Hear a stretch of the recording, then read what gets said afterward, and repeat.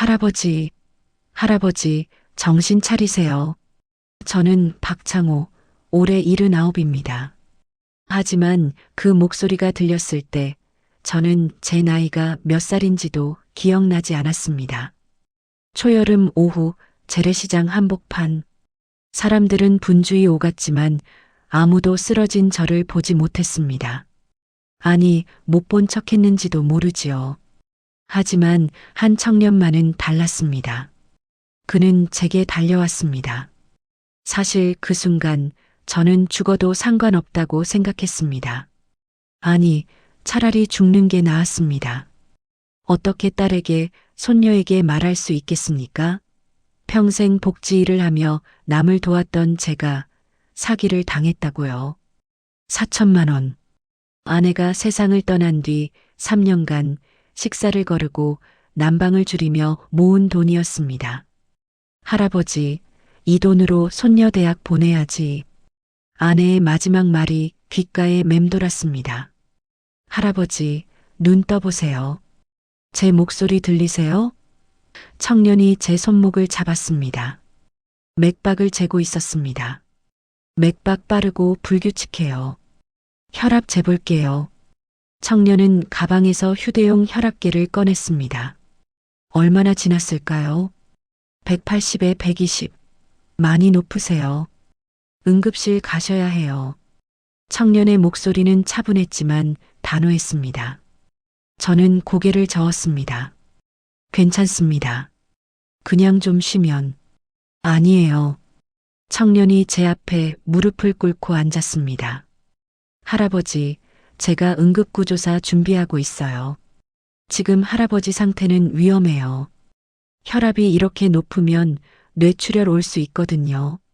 그제야 저는 청년의 얼굴을 제대로 봤습니다. 26쯤 되어 보이는 진지한 눈빛의 청년이었습니다. 병원은 안 가도 됩니다. 저 돈이 없어서. 제 목소리가 떨렸습니다. 청년이 깜짝 놀라 제게 물었습니다. 무슨 말씀이세요? 돈이 없다니요? 그 순간 저는 무너졌습니다. 50년 넘게 다져온 자존심이, 평생 사회복지 일을 하며 쌓아온 체면이 모두 무너졌습니다. 사기를 당했습니다. 전 재산을요. 청년의 표정이 단단해졌습니다. 동정이 아니었습니다. 분노였습니다. 어떻게 된 거예요? 자세히 말씀해 주세요. 저는 청년에게 모든 것을 털어놨습니다. 1시간 전에 온 전화. 할아버지, 저 민지예요. 사고 났어요. 손녀의 목소리였습니다. 정확히는 손녀의 목소리라고 믿었던 것이요. 급하게 합의금 내야 해요. 안 그러면 구속돼요. 저는 의심 없이 은행으로 달려갔습니다. 왜 의심 안 하셨어요? 청년이 물었습니다. 저는 쓴웃음을 지었습니다. 손녀가 다쳤다는데 어떻게 의심을 합니까? 청년은 고개를 끄덕였습니다. 그리고 말했습니다. 할아버지, 응급 상황에서 가장 위험한 건 신체 손상이 아니에요. 심리적 충격이 더 위험하거든요. 지금 할아버지의 몸보다 마음이 더 위급해요. 청년은 주변을 둘러봤습니다. 그리고 상인들에게 소리쳤습니다. 저기요. 이분 좀 도와주세요. 의자 좀 가져다 주시고요. 몇몇 상인들이 의자를 가져왔습니다. 청년은 저를 조심스럽게 앉혔습니다. 그리고 생수를 사다 주며 말했습니다. 천천히 드세요. 심호흡하시고요. 제가 여기 있을게요. 저는 물을 한 모금 마셨습니다. 조금씩 정신이 돌아왔습니다. 청년이 물었습니다. 할아버지, 경찰에는 신고하셨어요? 네. 했는데 찾기 어렵다고 하더군요. 그럼 안 되죠. 청년의 목소리가 강해졌습니다. 제가 도와드릴게요. 저는 지훈이라고 해요. 응급구조사가 되려고 공부하고 있어요. 그런데 응급구조사는 생명만 살리는 게 아니에요. 지금처럼 심리적 위기에 처한 분들도 살려야 해요. 저는 고개를 저었습니다. 자네가 뭘 할 수 있겠나? 자네는 응급구조사 준비생이지 형사가 아니잖아. 지훈이 제 손을 꼭 잡았습니다. 할아버지, 응급 상황에서는 골든타임이 중요해요. 사기 사건도 마찬가지예요. 지금 바로 움직이지 않으면 단서가 사라져요. 제가 배운 걸 써먹을 때가 바로 지금이에요. 지훈은 즉시 행동에 들어갔습니다. 할아버지, 전화 온 시각이 언제예요? 1시간 반 전쯤. 은행에서 송금한 게 언제예요? 1시간 전이요. 좋아요. 아직 시간이 많이 안 지났어요. 범인이 근처에 있을 가능성이 높아요. 지훈은 주변 상인들에게 물어보기 시작했습니다. 저기요, 혹시 1시간 전쯤에 수상한 사람 보셨어요? 처음에는 아무도 기억하지 못했습니다. 하지만 지훈은 포기하지 않았습니다. 마치 응급 상황에서 환자 정보를 수집하듯이 체계적으로 질문했습니다. 계속 전화하던 사람, 마스크 쓴 사람, 누군가를 기다리는 것 같던 사람. 뭐든 좋으니까요. 그러자 한 과일 가게 아주머니가 말했습니다. 아, 맞다. 검은 모자 쓴 남자가 계속 휴대폰 보면서 왔다 갔다 했어요. 어느 쪽으로 갔어요? 지훈이 물었습니다. 저쪽 골목으로 갔던 것 같은데. 지훈은 제게 말했습니다. 할아버지, 여기 계세요. 제가 금방 올게요. 어디 가려고? 단서 찾으러요. 걱정 마세요. 응급구조사는 현장 관찰 훈련 받거든요. 지훈은 골목으로 뛰어갔습니다. 저는 불안했습니다. 저 청년 괜찮을까? 혹시 위험한 거 아닐까? 하지만 동시에 희망도 생겼습니다. 아직 세상에는 저런 청년이 있다는 것이요. 10분쯤 지났을까요? 지훈이 돌아왔습니다. 숨을 헐떡이며 말했습니다. 할아버지, CCTV 찾았어요. 지훈은 저를 한 슈퍼마켓으로 데려갔습니다. 주인에게 사정을 설명하니 흔쾌히 CCTV를 보여줬습니다. 화면에는 검은 모자를 쓴 남자가 찍혀 있었습니다. 계속 휴대폰을 확인하며 주변을 살피는 모습이었지요. 그리고 제가 은행 쪽으로 가는 모습도 보였습니다. 남자는 잠시 기다리다가 휴대폰을 확인한 뒤 급히 어딘가로 사라졌습니다. 이 사람이에요. 지훈이 소리쳤습니다. 할아버지가 송금하는 걸 확인하고 인출하러 간 거예요. 지훈은 휴대폰으로 영상을 촬영했습니다. 이제 이걸 경찰에 가져가요. 우리는 경찰서로 향했습니다. 담당 형사에게 영상을 보여주자 형사도 놀랐습니다. 이걸 어떻게 이렇게 빨리 구했어요? 응급구조사 준비생입니다. 빠른 대응이 생명을 살린다고 배웠거든요. 형사가 영상을 분석했습니다. 이 사람, 최근 유사 사건에서도 목격됐어요. 조직적으로 범행을 저지르는 것 같은데. 지훈이 물었습니다. 그럼 다른 피해자도 있다는 거죠? 네, 최근 한 달간 이 지역에서 같은 수법으로 10건이 넘는 피해가 발생했어요. 지훈은 지도를 펼쳤습니다. 혹시 피해 발생 장소 표시해 주실 수 있나요? 형사가 지도에 표시하자 지훈은 패턴을 발견했습니다. 보세요. 전부 이 시장 주변이에요. 그리고 범행 시간대도 비슷해요. 오후 2시에서 4시 사이. 범인이 이 지역을 잘 아는 사람이에요. 형사도 고개를 끄덕였습니다. 맞아요. 우리도 그렇게 보고 있어요. 하지만 인력이 부족해서 잠복 수사를 못하고 있어요. 제가 도와드릴게요. 지훈이 말했습니다. 형사가 난색을 표했습니다. 민간인이 수사에 참여하는 건 저는 수사하는 게 아니에요. 그냥 시장에서 실습하면서 주변 관찰하는 거예요.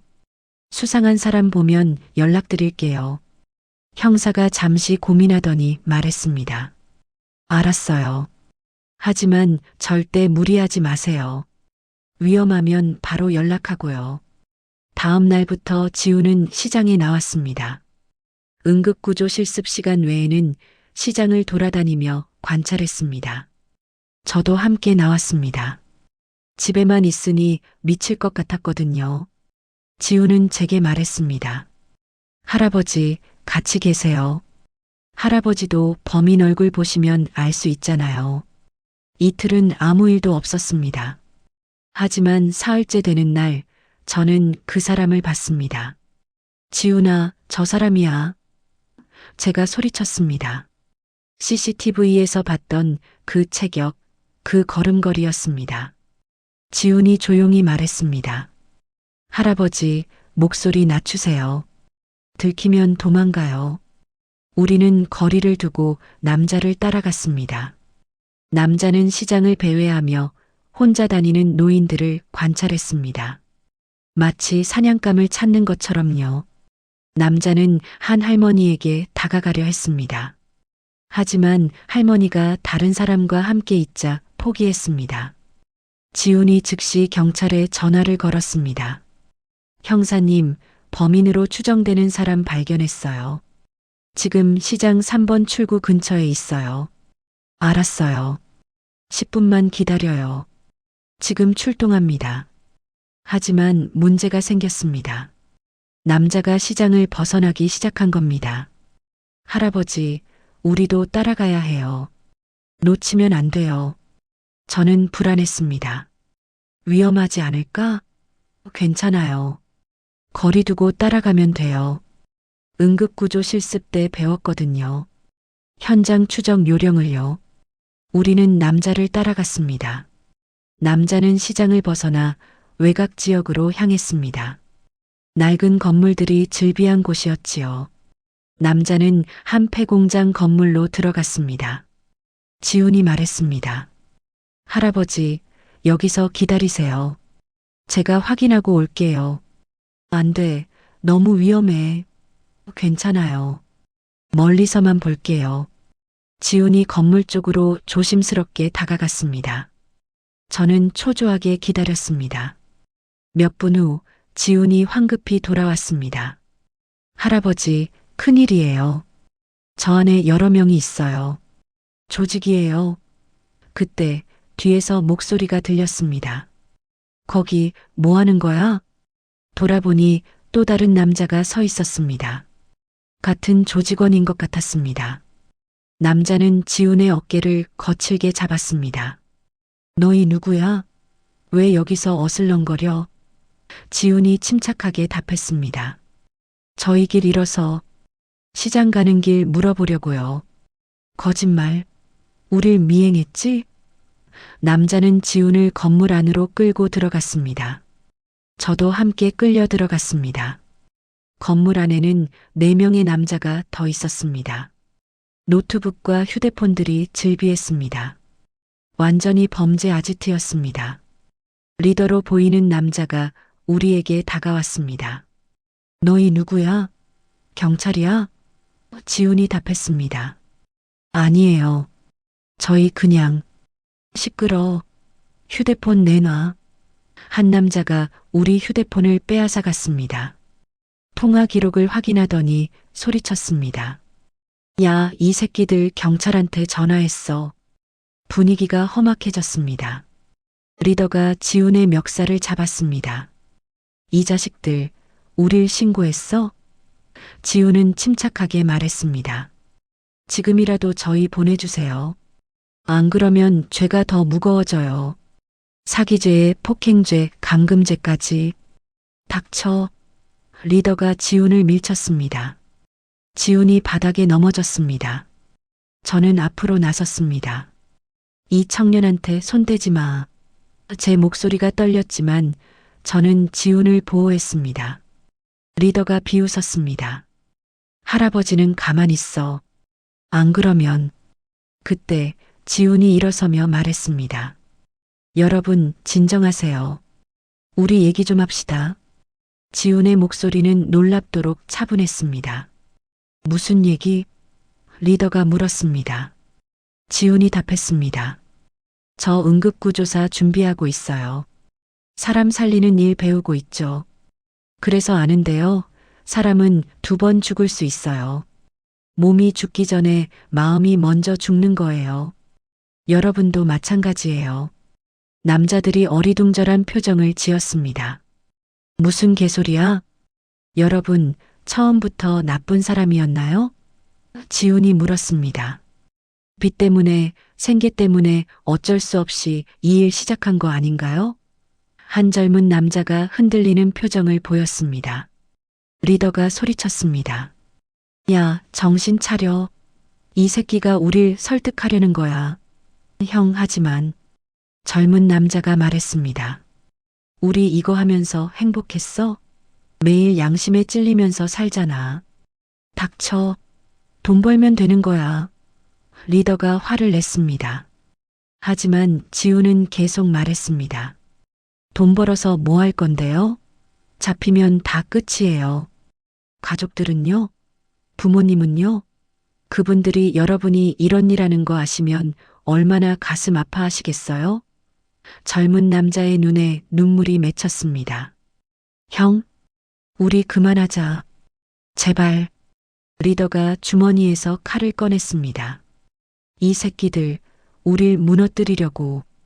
그 순간 밖에서 사이렌 소리가 들렸습니다. 경찰이 도착한 겁니다. 경찰이다. 도망쳐. 남자들이 패닉에 빠졌습니다. 리더는 뒷문으로 달려갔고 다른 남자들도 뿔뿔이 흩어졌습니다. 하지만 젊은 남자는 그 자리에 주저앉았습니다. 형, 저 안 도망가요. 이제 끝내고 싶어요. 경찰들이 건물 안으로 들어왔습니다. 도망치던 남자들은 하나둘씩 붙잡혔습니다. 리더도 결국 체포됐지요. 담당 형사가 우리에게 달려왔습니다. 두 분 괜찮으세요? 지훈이 고개를 끄덕였습니다. 네, 괜찮아요. 형사가 건물을 둘러보며 감탄했습니다. 대단하네요. 아지트를 찾다니. 여기 컴퓨터에 피해자 명단이 다 있어요. 이거 큰 성과입니다. 그날 저녁 경찰서에서 조사를 받았습니다. 범인들은 자백했습니다. 조직적으로 보이스피싱을 해왔고 피해자만 50명이 넘었습니다. 형사가 말했습니다. 박창호 어르신, 돈 일부 회수 가능합니다. 범인들 계좌에 아직 남아있더라고요. 얼마나요? 약 3천만 원 정도요. 저는 눈물이 났습니다. 전부는 아니지만 대부분을 되찾은 겁니다. 하지만 무엇보다 중요한 건 지훈이 무사하다는 것이었습니다. 집으로 돌아가는 길에 저는 지훈에게 말했습니다. 지훈아, 고맙다. 정말 고맙다. 지훈이 웃으며 답했습니다. 할아버지가 저한테 더 큰 걸 주셨어요. 내가 뭘? 응급구조사의 진짜 의미를요. 단순히 생명을 살리는 게 아니라 절망에 빠진 사람을 일으켜 세우는 거라는 걸요. 며칠 후 저는 지훈을 집으로 초대했습니다. 제대로 된 감사를 하고 싶었습니다. 지훈이 왔을 때 저는 조용히 말을 꺼냈습니다. 지훈아, 내가 자네한테 고백할 게 있어. 사실 나는 평생 사회복지 일을 했단다. 지훈이 놀라 저를 쳐다봤습니다. 네, 사회복지요? 그래, 노인복지관도 운영했고 장학회도 했지. 어려운 사람들 돕는 게 내 일이었어. 저는 지훈에게 제 이야기를 했습니다. 30년간 복지 일을 하며 수많은 사람을 도왔던 것, 하지만 점점 지쳐갔던 것, 그리고 아내를 잃고 외로워졌던 것을요. 복지 일을 하면서 너무 많은 슬픔을 봤어. 가난, 질병, 고독. 그걸 보면서 나도 지쳐갔단다. 그리고 은퇴하고 나니 허무했어. 내가 평생 한 일이 무슨 의미가 있었나 싶었지. 그런데 이번에 사기를 당하면서 완전히 무너졌어. 평생 남을 도왔던 내가 정작 나 자신은 지키지 못했잖아. 그게 너무 부끄러웠단다. 저는 눈물을 흘렸습니다. 하지만 자네를 만나고 깨달았어. 내 인생이 헛되지 않았다는 걸 말이야. 내가 평생 사회복지를 한 건 결국 자네 같은 청년을 만나기 위해서였던 것 같아. 지훈의 눈가가 붉어졌습니다. 할아버지, 자네는 내 마지막 복지 사업이야. 내가 평생 배운 걸, 경험한 걸 자네한테 전해주고 싶어. 그러면 내 인생이 완성되는 것 같단다. 저는 통장을 꺼냈습니다. 이건 회수한 3천만 원 중 500만 원이야. 자네 시험비, 실습비, 생활비로 써줘. 지우는 손을 내저었습니다. 안 돼요, 할아버지. 이건 할아버지 돈이에요. 민수야. 저는 단호하게 말했습니다. 내가 평생 복지 일을 하면서 후회하는 게 있어. 돈으로만 도왔다는 거야. 진짜 필요한 건 돈이 아니라 관심이고 사랑이었는데 나는 그걸 못 줬단다. 하지만 자네한테는 달라. 자네한테는 내 모든 걸 주고 싶어. 돈도 경험도 마음도. 지훈이 한참을 고민하다가 말했습니다. 할아버지, 저 사실 말씀드릴 게 있어요. 제 어머니도 복지관에서 일하셨어요. 저소득층 가정 돕는 일을 하셨죠. 하지만 5년 전에 돌아가셨어요. 과로로. 저는 가슴이 먹먹했습니다. 그랬구나. 네, 어머니는 평생 남을 도우며 사셨어요. 정작 당신 건강은 챙기지 못하셨죠. 그래서 저도 사람을 돕는 일을 하고 싶었어요. 어머니처럼요.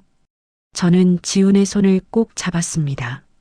지훈아, 내 어머니는 자랑스러워 하실 거야. 아들이 이렇게 훌륭하게 자랐다는 걸. 지훈이 울먹였습니다. 할아버지, 그럼 제가 이 돈 받겠습니다. 하지만 이건 투자예요.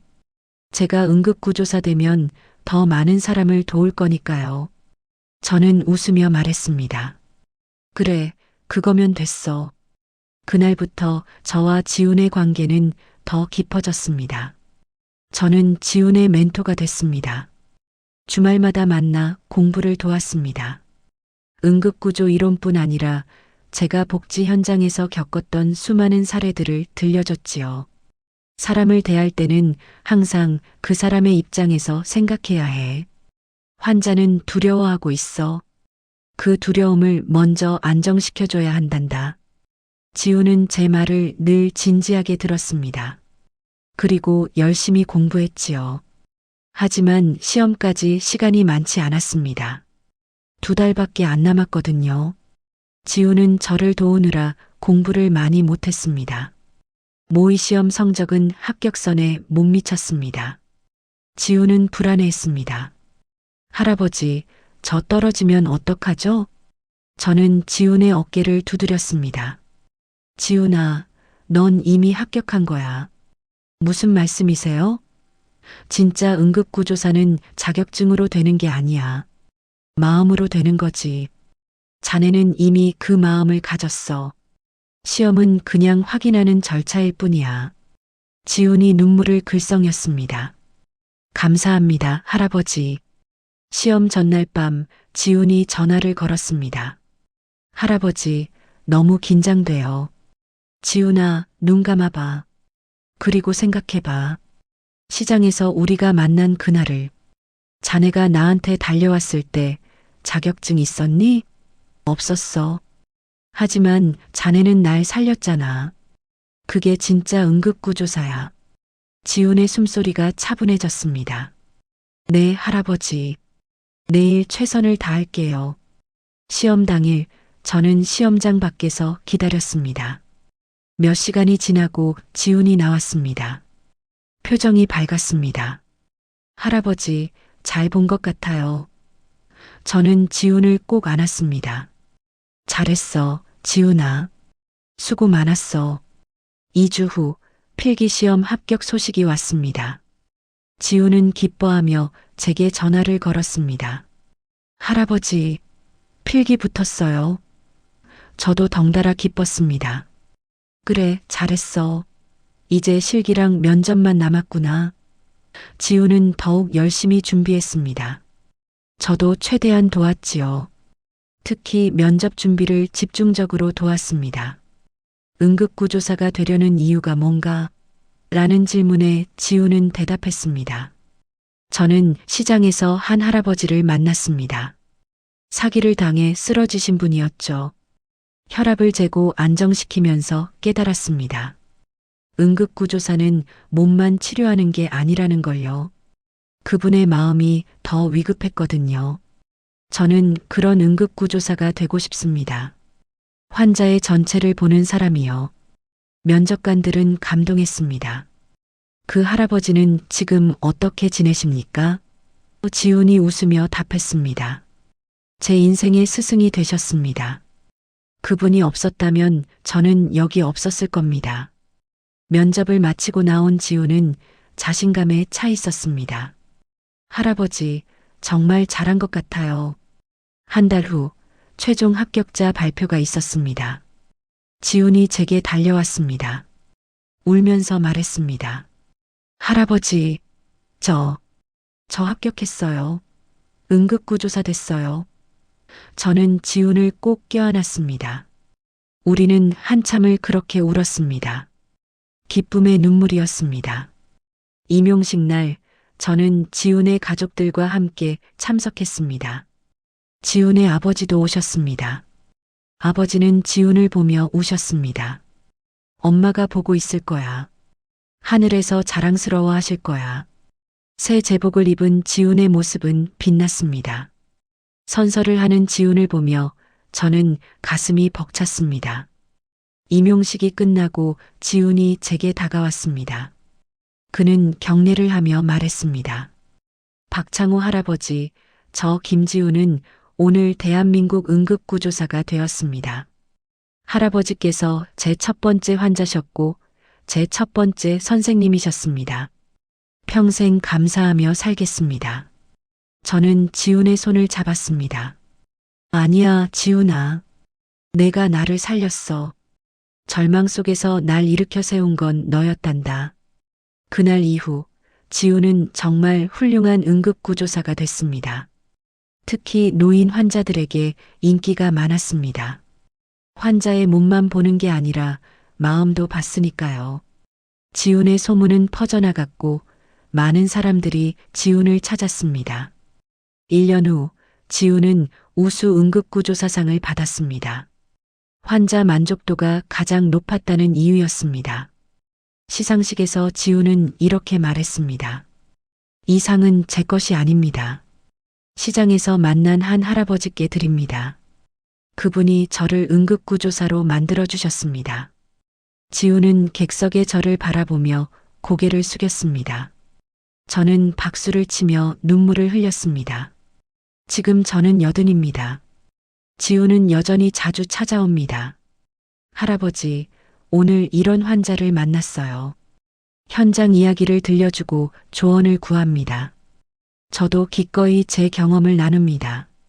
우리는 이제 가족이나 다름없습니다. 지훈은 결혼도 했고 아이도 생겼습니다. 아이 이름은 창호입니다. 제 이름을 따서 지었다고 합니다. 여러분, 인생은 참 묘합니다. 가장 힘들 때 가장 큰 선물을 받습니다. 저는 사기를 당해 모든 것을 잃었다고 생각했습니다. 하지만 그날 저는 더 큰 것을 얻었습니다. 아들 같은 지훈, 다시 찾은 인생의 의미, 그리고 아직도 세상은 살만하다는 믿음을요. 긴 이야기 들어주셔서 감사합니다. 이 이야기가 조금이나마 위로가 되셨다면 좋아요와 구독 부탁드립니다. 오늘도 여러분의 하루가 평안하고 따뜻하시길 바랍니다.